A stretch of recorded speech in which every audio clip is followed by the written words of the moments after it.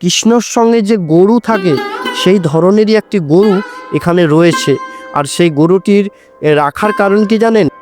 যে গরু থেকেই আজকে বাবার এখানে সৃষ্টি মনে করা হয়, এই গরুটি হচ্ছে সেই শ্যামলী। এই বুড়ো রাজ কথাটি থেকে বুড়োটাকে নেওয়া হয়েছে এবং ধর্মরাজ কথাটি থেকে রাজটাকে নেওয়া হয়েছে।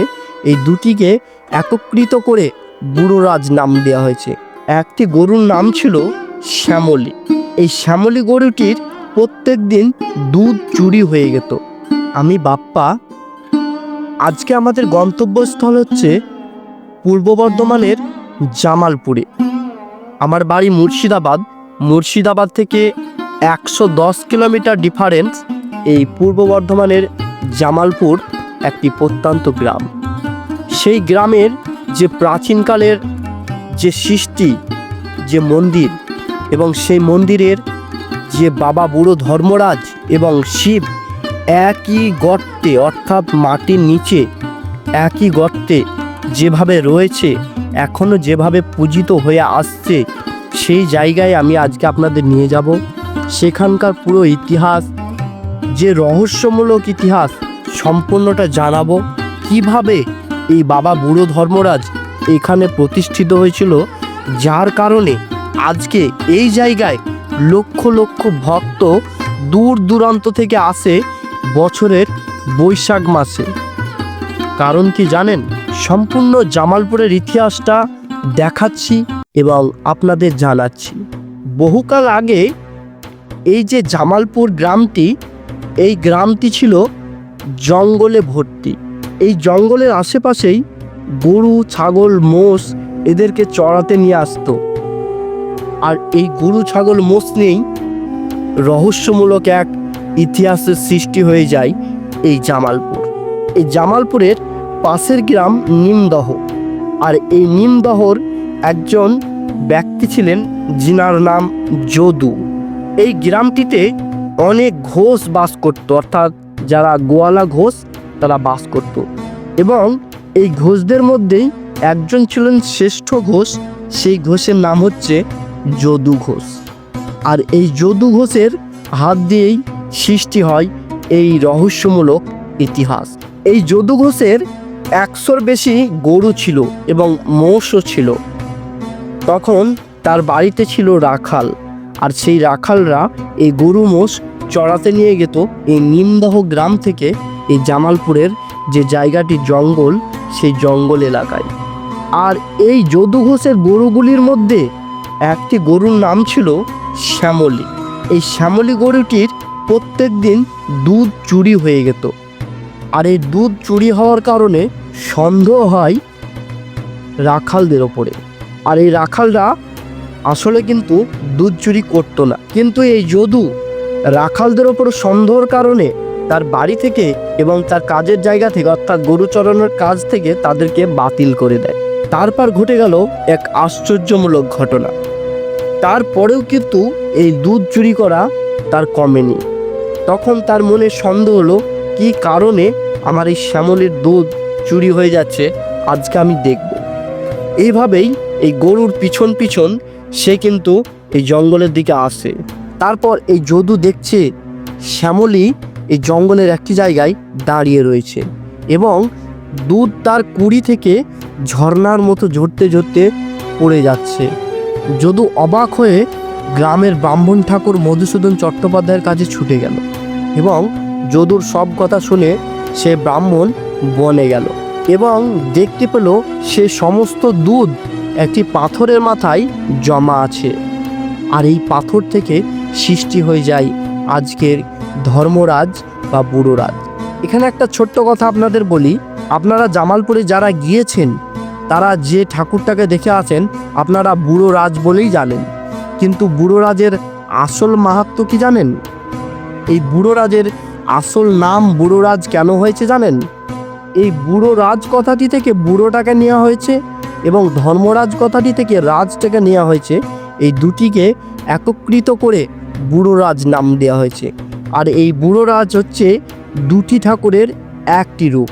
এখানে দুটি ঠাকুরই কিন্তু আপনারা দেখতে পাবেন, শিব এবং ধর্মরাজ।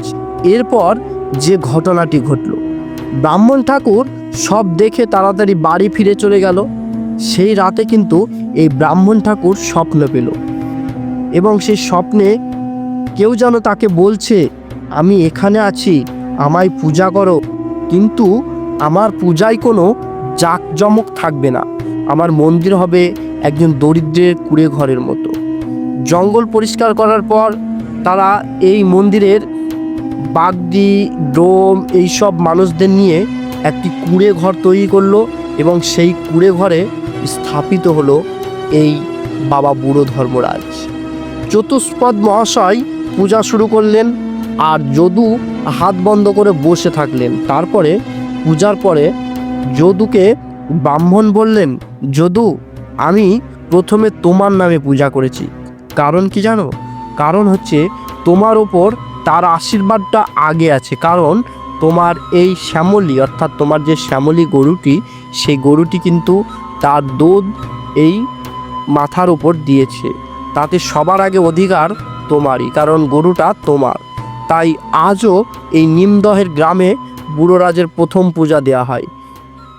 আসলে জামালপুরে এই জায়গাতে পাওয়া গিয়েছিল এই বাবা বুড়ো ধর্মরাজকে, কিন্তু নিমদহে বাড়ি হচ্ছে এই যদুর এবং এই ব্রাহ্মণ পুরোহিতের।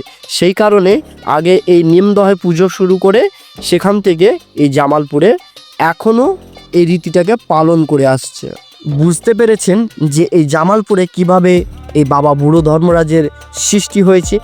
এই যে গোপালের মূর্তিগুলো আপনারা দেখছেন, এই মূর্তিগুলোকে ঘিরে এক আরও মাহাত্ম্য রয়েছে। এই মাহাত্ম্য কি জানেন? তবে চলুন আপনাদের বলি। এই বাবা বুড়ো ধর্মরাজের প্রথম যিনি পুরোহিত ছিলেন, সেই পুরোহিতের নাম ছিল হারাধন চট্টোপাধ্যায়। এই হারাধন চট্টোপাধ্যায়ের বংশধরের শেষ বংশধর যিনি ছিলেন, তার নাম ছিল মধুসূদন চট্টোপাধ্যায়। এই মধুসূদন চট্টোপাধ্যায়ের কোনো পুত্র ছিল না, জানেন তো? তার একমাত্র কন্যা ছিল এবং সেই কন্যার বিয়ে হয়েছিল নদিয়াতে। আর সেই নদিয়ার ধর্মদা গ্রামের গুপ্তনাথ বন্দ্যোপাধ্যায়ের সঙ্গে এই তার কন্যার বিবাহিত হয়েছিল।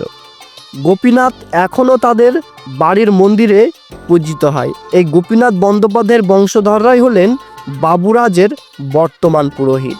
কারণ এই হারাধন চট্টোপাধ্যায়ের কোনো পুত্র না থাকায় তিনি নানা রকম ব্রত পালন করে এখানে তার গোপালকে তিনি পেয়েছিলেন। সেই কারণেই আজও মানুষ এখানে বিশ্বাস করে এবং সেই বিশ্বাসের রীতি পালন করে, এবং সেটা আমি আপনাদের একদম বাস্তব দেখাচ্ছি আজকের দিনে। দেখুন, এই যে মহিলা দুটোকে দেখতে পাচ্ছেন, এই মহিলা দুটোর কোলে দেখুন দুটো গোপাল রয়েছে, আর এই গোপাল দুটোকে পুজো করে এই জায়গাতে রাখবে। তার কারণটা কি জানেন? তারা একটা সময় এখানে এসেছিল এবং তারা মনে প্রাণে বাবার কাছে প্রার্থনা করেছিল যে বাবা, আমি যেন গোপাল পাই। তো তারা তাদের মনস্কামনা পূরণ করতে পেরেছে বলেই আজকে তারা যে মানতটা করেছিল সেই মানতটা আজকে এখানে দিতে এসেছে। আর এই মানতটা করার জন্য এখানে একটি রীতি পালিত হয়ে আসছে। আপনারা দেখতেই পাচ্ছেন, এই যে দুই পাশে মন্দিরের দুই পাশে দুটো গাছ, এবং সেই গাছে অনেক ইটের ঢেলা বাঁধা রয়েছে। আর এই ইটের ঢিলাগুলোকে বাঁধার আগে এই যে সামনের দোকানগুলো দেখতে পাচ্ছেন, এই দোকানে কার কিনে নিতে হবে আপনাকে, এবং এই যে পাশে বড় পুকুরটা দেখতে পাচ্ছেন, এই পুকুরে আপনাকে এই ঢিলাটিকে ধুয়ে নিয়ে আসতে হবে। এটিকে ধুয়ে নিয়ে আসার পরেই এখানে কিন্তু আপনার মনস্কামনা পূরণের জন্য বাঁধতে হবে, এবং বাঁধার পরে বাবাকে মন থেকে ভক্তি করে ডাকলে বাবা আপনার মনস্কামনা অবশ্যই পূরণ করবে। এখানে সকলের মনস্কামনা পূরণ হয়।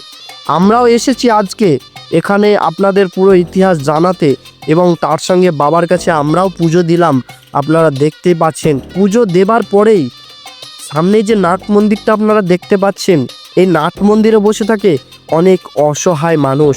আর এই অসহায় মানুষগুলি দেখে আমার খুব মায়া হলো, তাই আমি ওকে বললাম যতটুকুই পারো এদেরকে একটু সাহায্য করো। তাই সেটাও আমি আপনাদের দেখালাম। এবং বাড়ি যাওয়ার পথেই আরও একটি জিনিস দেখলাম, এখানে একটি গোপালের সঙ্গে যে কৃষ্ণর সঙ্গে যে গরু থাকে, সেই ধরনেরই একটি গরু এখানে রয়েছে। আর সেই গরুটির রাখার কারণ কি জানেন?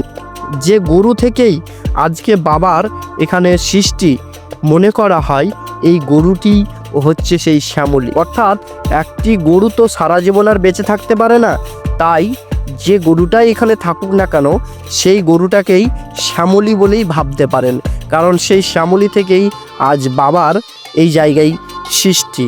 নাহলে এই জামালপুরের কোনো অস্তিত্ব থাকতো না, এখানে শুধু জঙ্গলই থাকতো। তাই আমি সেই গরুটাকেও একটু দেখলাম এবং প্রণাম করলাম। তার সঙ্গে বেরিয়ে যেতেই দেখলাম অনেকগুলি খাবারের দোকান রয়েছে এবং এখানে পুজো দেওয়ার জন্য বাটা আপনারা নিয়ে নিতে পারেন এবং বাবার কাছে পুজো দিয়ে বাবার মন্দিরের চারিপাশটা ঘুরে সব ঠাকুরগুলো দর্শন করে আপনারা ভক্তি মনে এখান থেকে বাড়ি যেতে পারেন। অবশ্যই আসুন পূর্ব বর্ধমানের এই জামালপুর জায়গাটিতে। অত্যন্ত একটি ঠান্ডা, শান্ত, সুষ্ঠুমূলক একটি জায়গা। এখানে শুধুমাত্র সোমবারই একটু ভিড় হয় এবং শনিবারে খুব একটা ভিড় হয় না, তবে শনিবারটাও হালকা হয় এবং সোমবারটা বেশি হয়। এবং বৈশাখ মাসের এই যে একটি মাস একদম কন্টিনিউ ভিড় থাকে এই জায়গায়, প্রচুর মানুষ। এখানে রামদা নিয়ে খেলা করা হয়, চলুন ভিডিওতে আপনাদের দেখাই। এই যে রামদা নিয়ে খেলাগুলো দেখছেন, কত জনসাধারণ এখানে এসেছে এবং কত ভক্ত এই জায়গায় এসেছে দেখুন আপনারা। আমি পুরো ভিডিওটাই আপনাদের দেখানোর চেষ্টা করলাম। যদি ভালো লাগে অবশ্যই একটি লাইক করবেন এবং চ্যানেলটি সাবস্ক্রাইব করবেন এবং যারা ফেসবুক পেজ থেকে দেখছেন পেজটি ফলো করে রাখবেন। ধন্যবাদ। দেখা হচ্ছে নতুন কোনো ভিডিওতে নতুন একটি দিনে।